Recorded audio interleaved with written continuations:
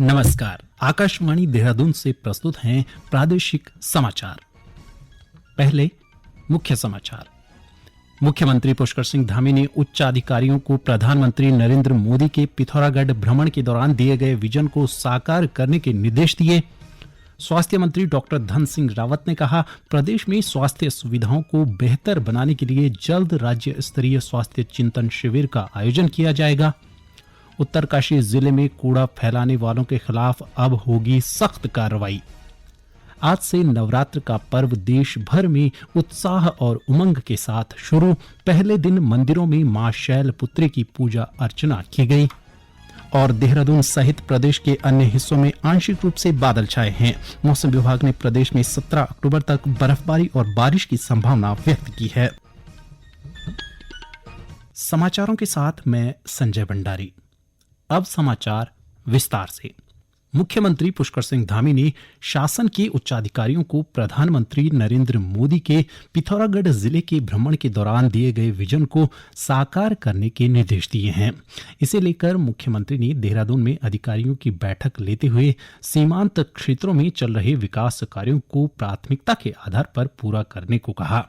उन्होंने सीमांत क्षेत्रों के विकास के लिए राज्य और केंद्र सरकार की ओर से संचालित योजनाओं के प्रभावी क्रियान्वयन के लिए समेकित प्रयासों की भी जरूरत बताई।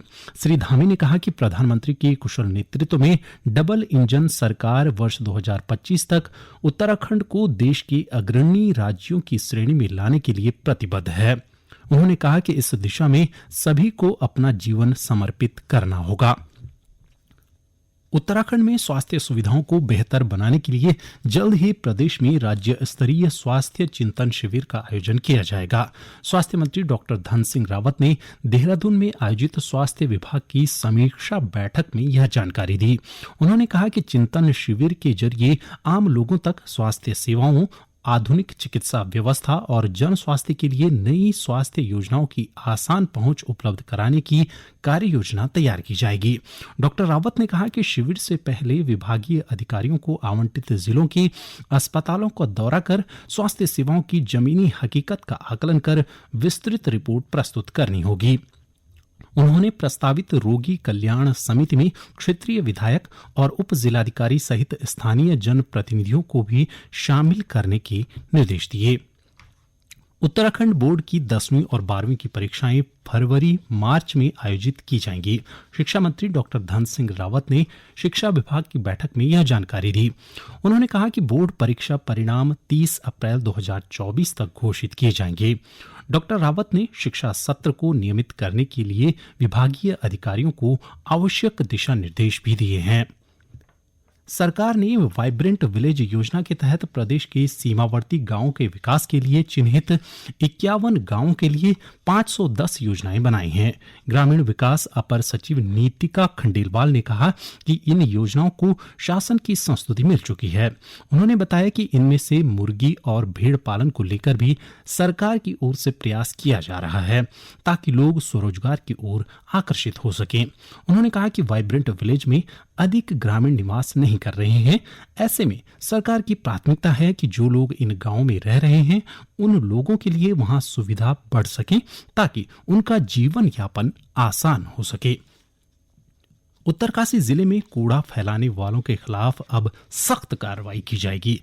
जिला गंगा समिति की बैठक में जिलाधिकारी अभिषेक रूहिला ने जिले को स्वच्छ और कूड़ा मुक्त करने के लिए कूड़ा फैलाने वालों के खिलाफ चालान की कार्रवाई के निर्देश दिए हैं। साथ ही जिलाधिकारी ने कहा कि जिले में नगर निकायों की ओर से स्वच्छता और कूड़ा प्रबंधन के लिए की जाने वाली कार्रवाई पर अब उप जिलाधिकारियों की अध्यक्षता में गठित समिति नजर रखेगी। बैठक में श्री रूहिला ने बताया कि पहले चरण में जिला मुख्यालय के 10 संवेदनशील स्थानों पर यह व्यवस्था लागू की जाएगी। बैठक में कहा गया कि हर सप्ताह इन जगहों की सफाई से पहले और बाद की जियो टैग की गई तस्वीरें लेकर सफाई व्यवस्था तथा कूड़ा फेंकने की प्रवृत्ति पर रोकथाम के लिए नगर पालिका की ओर से की गई कार्रवाइयों का अनुश्रवण किया जाएगा। इसके साथ ही उन्होंने नगर निकायों को डोर टू डोर कूड़ा संग्रह और कूड़े की छंटाई पर भी विशेष ध्यान देने पर जोर दिया। प्रदेश सरकार पर्वतीय क्षेत्रों में स्वास्थ्य सुविधाओं में लगातार सुधार कर रही है। इसके तहत सरकारी अस्पतालों में सुविधाओं और संसाधनों का जायजा लिया जा रहा है। स्वास्थ्य सचिव डॉक्टर आर राजेश कुमार ने कुमाऊं के 5 सरकारी अस्पतालों का निरीक्षण किया। डॉक्टर कुमार ने कहा कि कुमाऊं दौरे पर प्रदेश के पहाड़ी जिलों में मिलने वाली स्वास्थ्य सुविधाओं को लेकर विस्तृत समीक्षा की गई। उन्होंने कहा कि पर्वतीय क्षेत्रों में जिन अस्पतालों में ट्रामा सेंटर्स उपलब्ध नहीं हैं, उन जगहों पर ट्रामा सेंटर्स बनाने के निर्देश दिए गए हैं। इसके अलावा जिन अस्पतालों में विशेषज्ञ डॉक्टरों की कमी से आईसीयू संचालित नहीं हो पा रहे थे, वहां भी विशेषज्ञों की तैनाती कर दी गई है। ये समाचार आकाशवाणी के देहरादून केंद्र से प्रसारित किए जा रहे हैं। ताजा समाचार के लिए आप हमारे फेसबुक पेज आकाशवाणी समाचार उत्तराखंड और ट्विटर हैंडल @AIRnews_DDN को फॉलो कर सकते हैं। ये समाचार यूट्यूब चैनल आकाशवाणी समाचार उत्तराखंड को सब्सक्राइब कर सुने जा सकते हैं। साथ ही ये समाचार आकाशवाणी की वेबसाइट www.newsonair.gov.in/उत्तराखंड पर भी उपलब्ध हैं। आज से नवरात्र का पर्व देश भर में शुरू हो गया है। नवरात्रि के पहले दिन हरिद्वार के मनसा देवी और चंडी देवी मंदिरों में विशेष पूजा अर्चना की गई। वहीं चंपावत में मां पूर्णागिरि और नैनीताल स्थित नैना देवी मंदिर के अलावा अल्मोड़ा के कसार देवी मंदिर में श्रद्धालुओं ने पूजा अर्चना कर दर्शन किए। उधर टिहरी जिले के सुरकंडा देवी मंदिर सहित प्रदेश के अन्य देवी मंदिरों में पूजा अर्चना के लिए बड़ी संख्या में श्रद्धालुओं के पहुंचने का सिलसिला जारी है। साथ ही प्रदेश के सभी देवी मंदिरों को भव्य तरीके से सजाया गया है। इसके अलावा मंदिरों में श्रद्धालुओं के लिए विशेष प्रबंध किए गए हैं। राज्यपाल गुरमीत सिंह, विधानसभा अध्यक्ष रितु खंडूड़ी भूषण और मुख्यमंत्री पुष्कर सिंह धामी ने शारदीय नवरात्र पर सभी प्रदेशवासियों को शुभकामनाएं दी हैं। राज्यपाल ने कहा कि नवरात्र व्रत, पूजन, मातृशक्ति की आराधना के साथ ही अंतःकरण की शुद्धि, आत्मानुशासन और मन की एकाग्रता बढ़ाने का अवसर देता है। मुख्यमंत्री ने कहा कि देवी दुर्गा के 9 स्वरूपों की आराधना का पर्व मातृशक्ति की उपासना और सम्मान की प्रेरणा देता है। या देवी सर्वभूतेषु शक्ति रूपेण संस्थिता नमस्तस्यै नमस्तस्यै नमस्तस्यै नमो नमः। शक्ति स्वरूपा मां दुर्गा की उपासना को समर्पित पर्व शारदीय नवरात्र के शुभारंभ पर आप सभी को हार्दिक शुभकामनाएं। यह पावन पर्व आपके जीवन में सुख, समृद्धि और प्रसन्नता लेकर आए।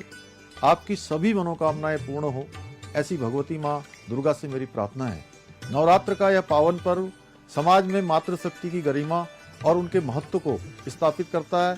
हमारी सरकार प्रदेश में माताओं और बहनों के समग्र कल्याण के लिए सदैव तत्पर रहती है।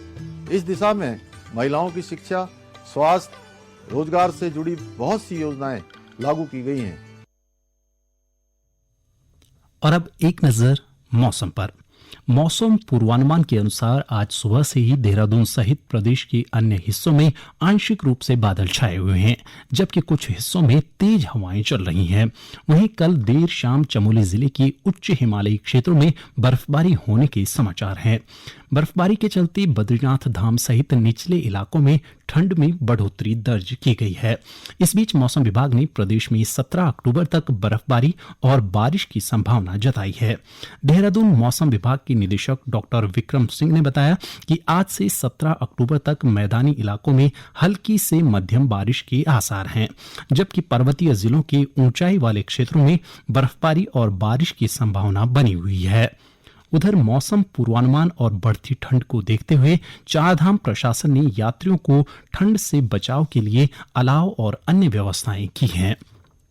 अंत में मुख्य समाचार एक बार फिर।